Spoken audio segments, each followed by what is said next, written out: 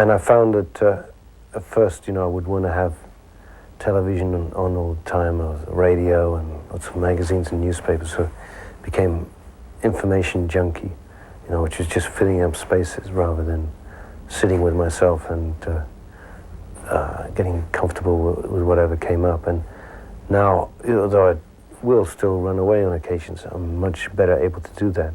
And there are times when I really quite enjoy my own company. But when Gabriel kept company with Rosanna Arquette, he ironically found himself exposed to the high-profile lifestyle he had always wanted to avoid.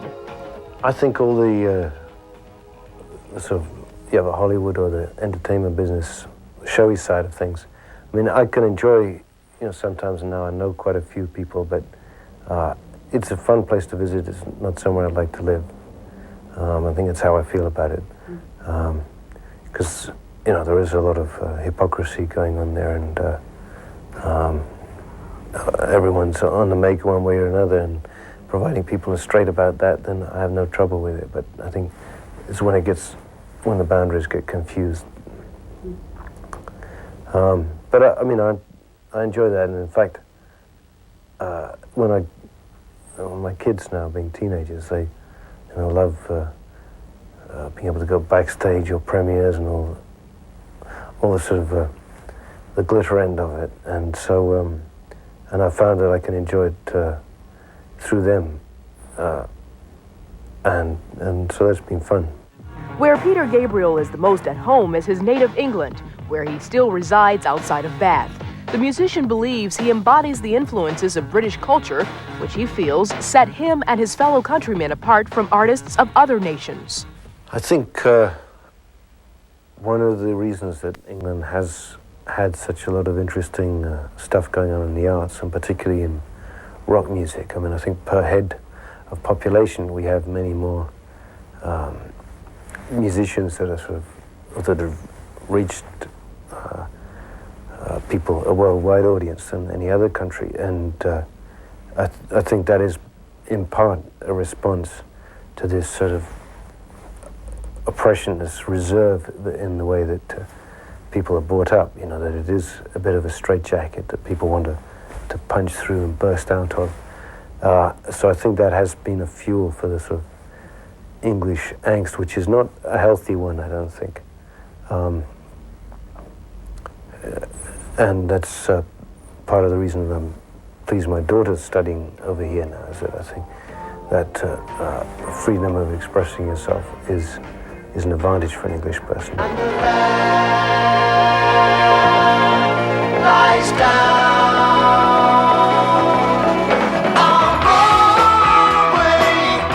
As the frontman for the art rock band Genesis, Peter Gabriel paved the way for theatrical flair in rock music. His use of expressive masks and costumes carried over to his early solo work. But in person, Gabriel is low-key and earnest, quite a contradiction to his fans and critics. There are definitely two sides to my personality. The introvert, more sort of thinking person, which is more my father's side, and then more of the performer, the extrovert, which is more, I think, my mother's side. And definitely on stage I have the opportunity to put the performance side out there. And the masks, which I actually used to enjoy in most other cultures, are seen as devices for getting what is inside out. Whereas in the West, we tend to look at masks as something to hide behind. And I see it much more in the first way, that it was partly a device for me to get things out. There was also just a practical function in that they were gimmicks, if you like, that made us look different. When I breathe, you throw your arms before the swine, make the monkey blind, cover me, darling, please. Singing, I think I've enjoyed since I was little. I was actually at a choir school, I think, which I then avoided when I got to the senior school. But there was a lot of music going on around the house, and it wasn't really till I was 16 or something like that that I actually thought that there was a chance that I could sing, because I was much more interested in drums, and that's where I started. I wasn't God's gift to rhythm, but somehow balanced that out with enthusiasm. And it was the writing really that got me into singing. I mean, there's still people who can actually do a lot more with their voice than I can, but I think what I like is to be able to get into the feelings and the melodies. And in fact, there are some singers that are, for me, favorites and most expressive, who aren't good technically, you know, who just sort of, say, like Randy Newman or Tom Waits or someone like this, in terms of singing teacher's guide, I think wouldn't score especially highly, but they actually have enormous feeling and expression, and actually do the job, I think, really well. Got to walk out of here. I can't take anymore. Gonna stand on that bridge, keep my eyes down below. You know, words arrive in different ways. Sometimes it's from something I've read in the paper, seen on television, dreams, material, and I do carry a sort of notebook around, and that tends to have ideas which evolve at a separate pace to the music. And sometimes early on, you know, they'll marry up and live together happily ever after, and other times they split up and end up in different directions. But for me, the words require more effort than the music, in the sense that I think to get them to a standard where I feel comfortable with them and that they seem to be saying whatever I want to say is harder work than with the music for me, I think, which it's relatively easy to get different, to get past my censor, my editor, if you like. Gabriel considers his latest release, Us, to be his first official compilation of love songs. He commissioned 14 different artists to interpret the songs on the album, all of which have special significance to him. I started off with about 23 different ideas. Not all were finished songs. And about halfway through, I realized that the focus seemed to be on the personal stuff. So I left off a couple of other songs which sort of didn't really feel they fitted in so much. And that had obviously been a main sort of preoccupation with me after sort of divorce and then the breakup of another relationship. And that was a sort of a central issue for me. And then I did this group therapy for a while, which really opened me up in lots of ways. And I think, so it was part of that process in a way for me to look at some of that stuff and unload it. Something in me, dark and sticky, all the time it's getting strong. The way you're dealing with this feeling can't go on like this too long. Many critics say the single Diggin' in the Dirt bears uncanny resemblance to Gabriel's life. So how much does art imitate life? It actually didn't start off as sort of autobiographical. It was, there was a whole other project that I was looking at about people on death row, and I began reading up some of the stuff, and I'd done a bit of work through the Amnesty connections, and so that actually started in that vein, and then I realized that as I was looking into the sort of history and motivation of why people kill, that maybe some of my interest was my own aggression, and there was part of that I hadn't really grabbed hold of and owned. So I think I was doing that in that song, which is sort of identifying the bastard. Waiting your time, dreaming of a better life. Waiting your time, you're more than just a wife. Don't have to do what your mother has done, she has done. This is your life, this new life has begun. It's your day, Woman's Day. It's your day, Woman's Day. In the early 80s, Peter Gabriel's interest in non-Western music grew. With the help of some talented friends, he organized the first annual World Music Arts and Dance Festivals. Gabriel's reputation for gathering musicians from other nations makes him a true world-class musician. I've had a wonderful experience just working with musicians from other countries, and I think it's definitely changed me, you know. And now I've a place in Senegal that I go to when I can, and I become someone different. I think I relax in a way, and I relate to other people and other musicians in a much freer and easier way.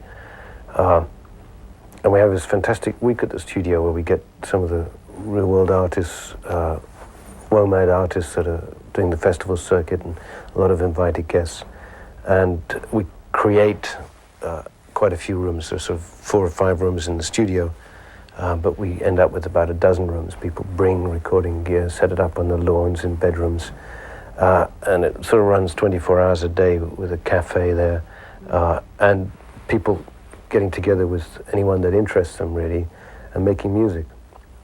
And that definitely is one of the most exciting things that happens for me, and we're now making it an annual thing. And I think it's changed the way that I relate to people, and it's very inspiring, I think, for everyone who takes part in it. So that has definitely had a big influence. For all those still in jail in South Africa.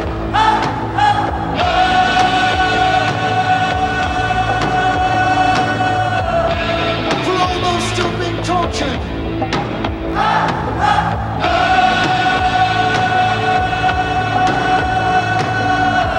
For all prisoners of conscience.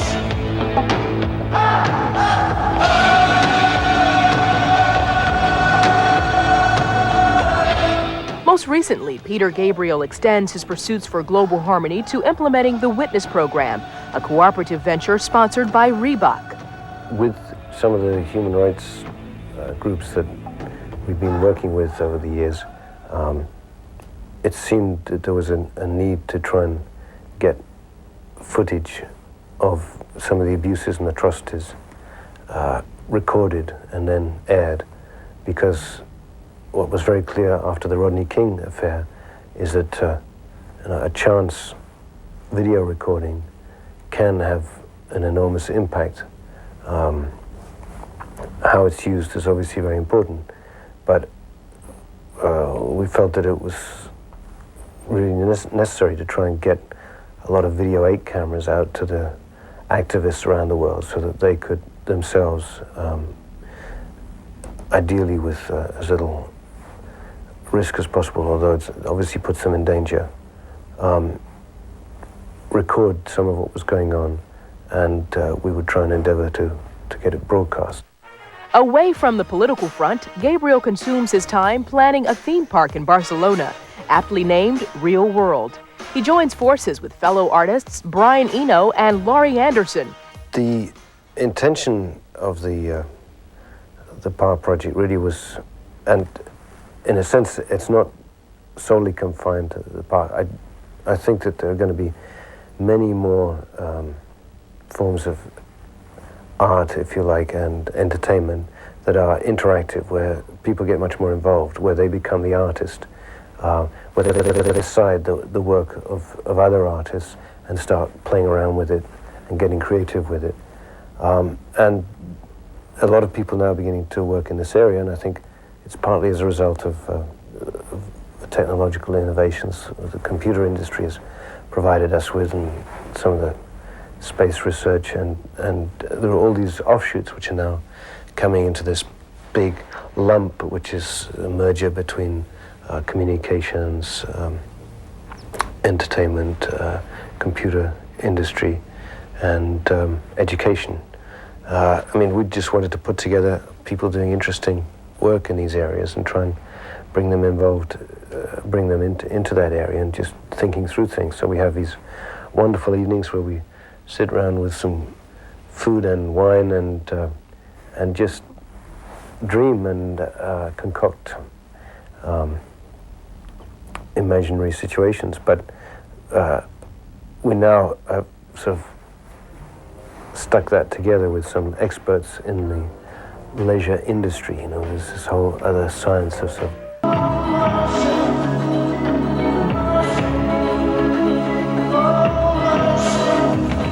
I think much of my work is in the form of journeys, whether it's even within songs or within